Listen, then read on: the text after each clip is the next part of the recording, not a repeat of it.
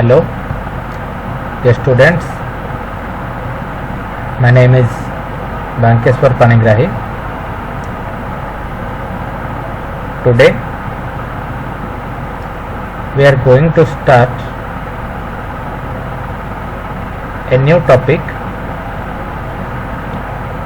that is operating system services. So in our previous class we have discussed about what is operating system and functions of operating system and characteristics of operating systems. So in today's class we are going to discuss about operating system services. So before going to the topic, first I want to tell you again what is an operating system. As I have told you in my last class, operating system is a system software which acts like an interface in between the user and the system hardware, and it controls and extends all the internal activities of a computer system. Okay, so this is the definition for operating system. Okay. Who operates the system is called as the operating system, because without operating system we can't do anything in our computer systems. So operating system services, it relates with what type of services an operating system provides to a user or to a computer system. So operating system services are of different types that we have discussed one by one.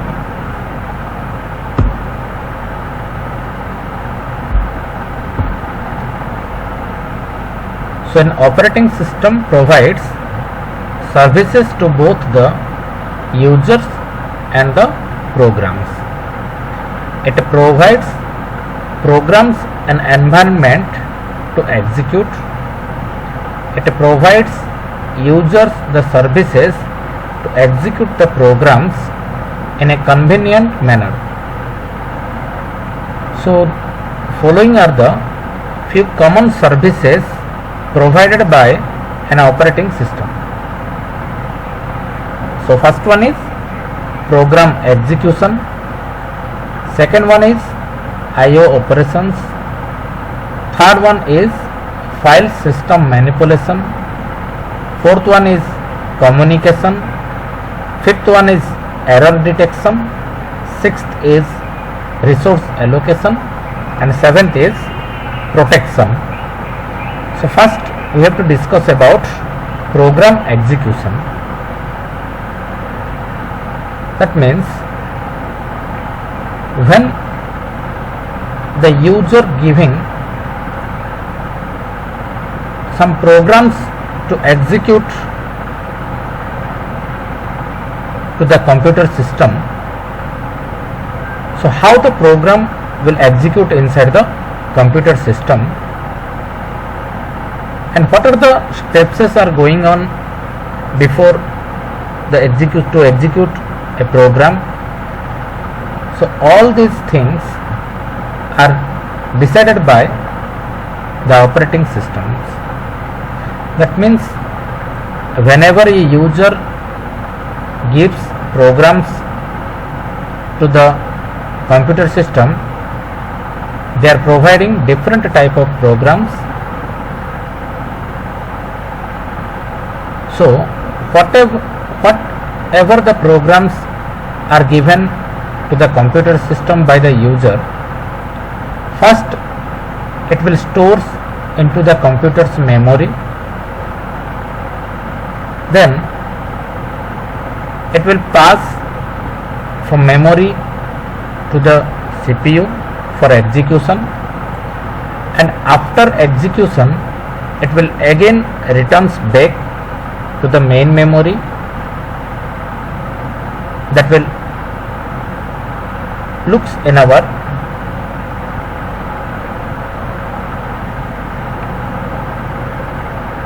display screen, okay, or in our output device. Okay.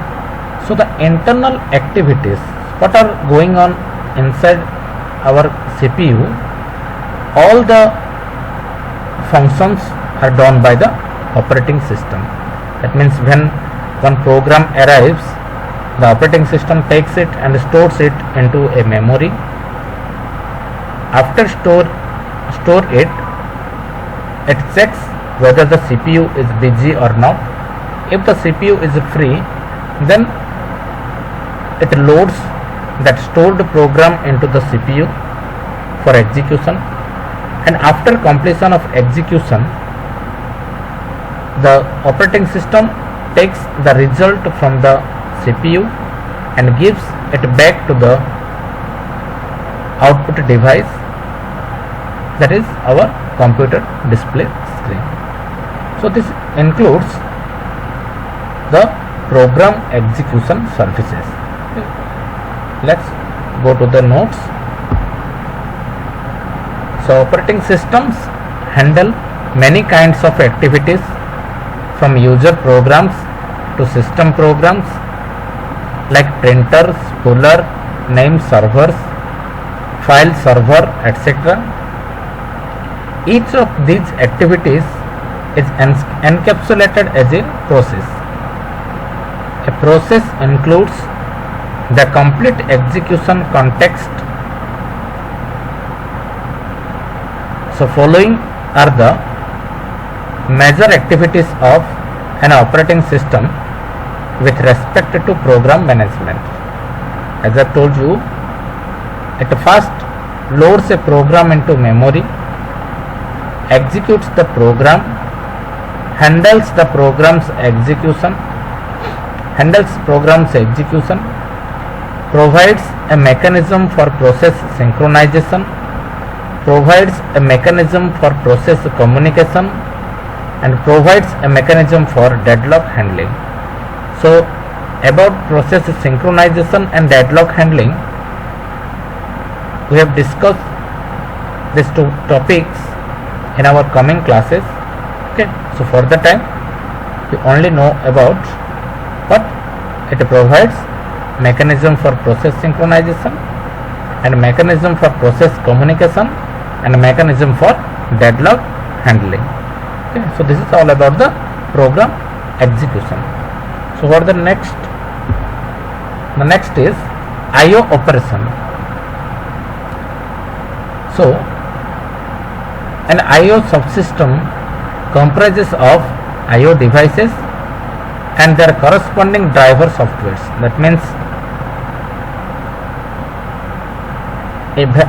when a user wants to input some data to the computer system, and when it wants to see the result on the output device by the help of output device, then first it should install its corresponding device drivers for the input and output devices to work properly. Okay, so drivers hide the peculiarities of specific hardware devices from the users. So an operating system manages the communication between user and device drivers. Okay. So I/O operation means read or write operation with any file or any specific I/O device. That means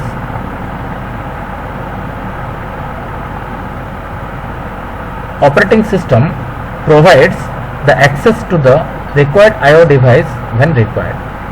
Okay. That means when a user wants to input some data, then it should take the help of input device for inputting some data, and after the execution is completed, then the user wants to see the data on the display screen or output device. Okay. So these are two operations related to input output, and when an existing file is there, if the user wants to edit it, then he will write something into it, that is known as also inputting some data or text into that file. And if it wants to read the file, then also the user will read that file which is exist in our computer system. So these two type of input and output operations will perform by the help of the device drivers, IO device drivers, and when we input something by the help of input device, then the operating system creates the communication in between the input device to its corresponding device driver. Like that, the operating system gives the services for IO operations. The next one is file system manipulation. So file is nothing but the collection of related informations.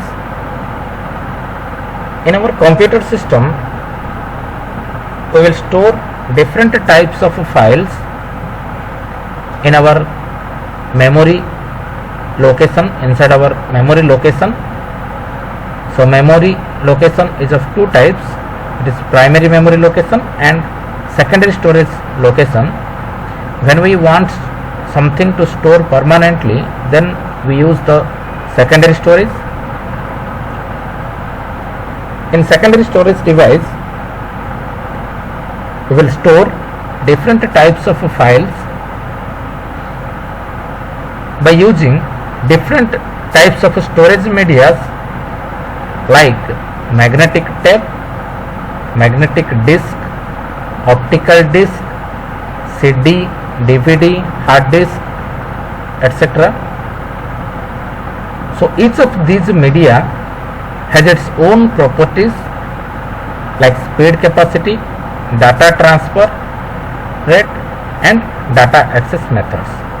So these all type of storage medias have their own properties like the speed capacity and accessing of data from that secondary storage devices, etc. So a file system is normally organized into directories for easy navigation and usage. So these directories may contain files and other directions. So these are given about the different types of file manipulation management that operating system can do. So first one is program needs to read a file or write a file. So the operating system gives the permission to the program for operation on file. Okay. Permission varies from read only, read write, denied, and so on. That means when we store a file into our hard disk or secondary storage device, it have different types of options. If it is in read only mode, then only if someone wants to read that file, so he or she will read that file. If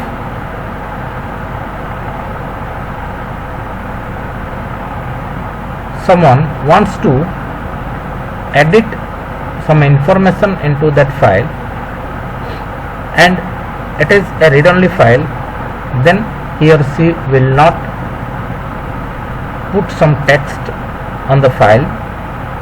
Or if we don't want to see our file, we don't want to share our file for others, then there an option is there, that is hidden option. So if we hide some files, then someone does not access our files also.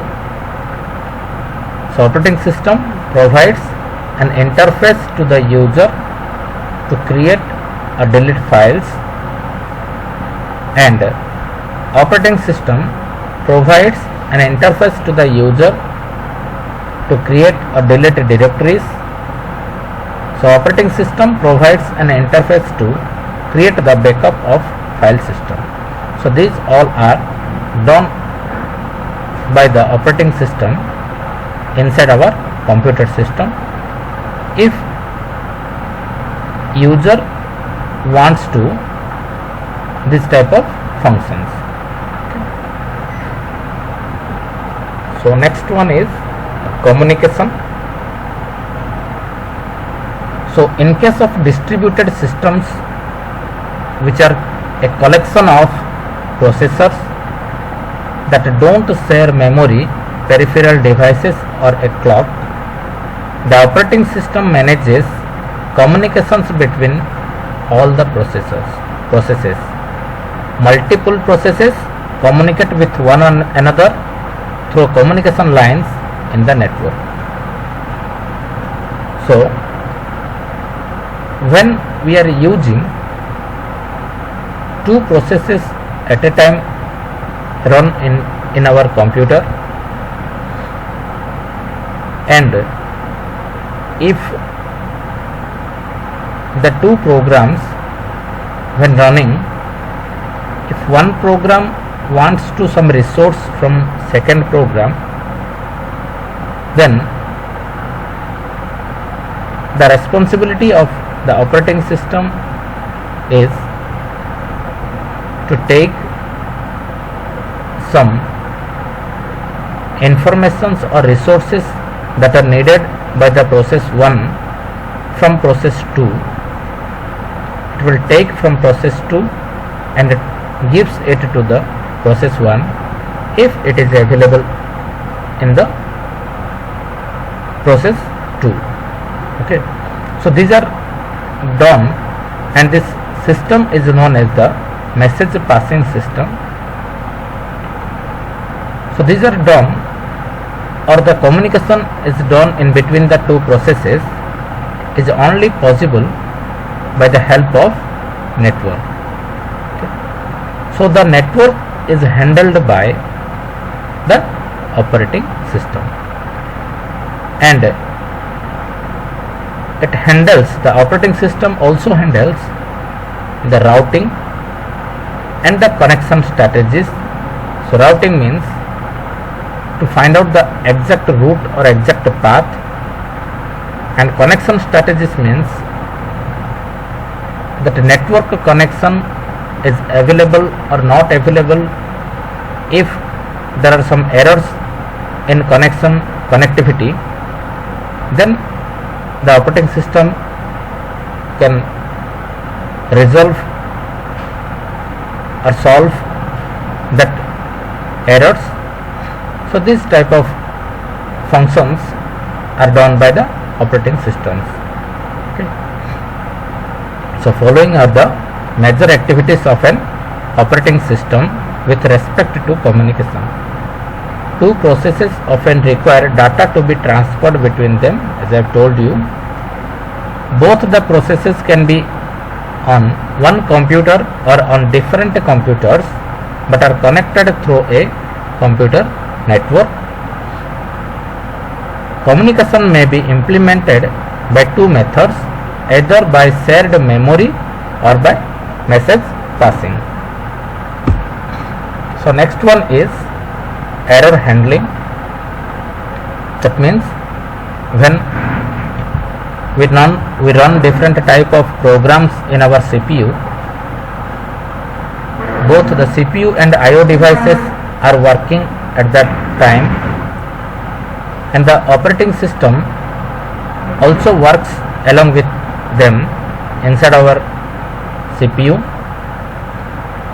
and each and every time it checks the errors in the hardware devices or in the software devices, software applications. If any error found, then at the meantime it shows the error message to the user,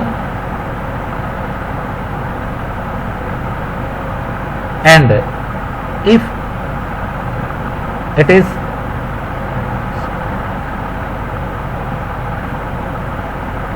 a constant error, then the operating system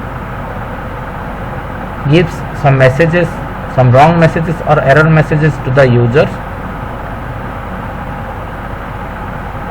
So this is called as the error handling mechanism inside our computer system, which is performed by the operating system. So errors can occur anytime and anywhere. An error may occur in CPU, in IO devices, or in the memory hardware. So following are the major activities of an operating system with respect to error handling. The operating system constantly checks for possible errors, and it takes an appropriate action to ensure correct and consistent computing. Okay. So this is called as the error handling mechanism. And next one is resource management. That means when we work with a multi-user or multitasking environment, resources such as main memory, CPU cycles and file storage have to be allocated to each user for job. Following are the major activities of an operating system with respect to resource management. The operating system manages all kinds of resources using schedulers, and CPU scheduling algorithms are used for better utilization of CPU. That means how the number of programs given to the computer system will work properly and smoothly, that is decided by the operating system by the help of some algorithms that are called as the CPU scheduling algorithms,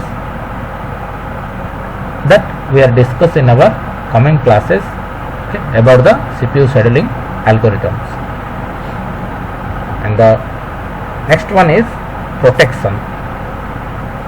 So the operating system gives the protection as by giving passwords to a file or to the computer or to any folders.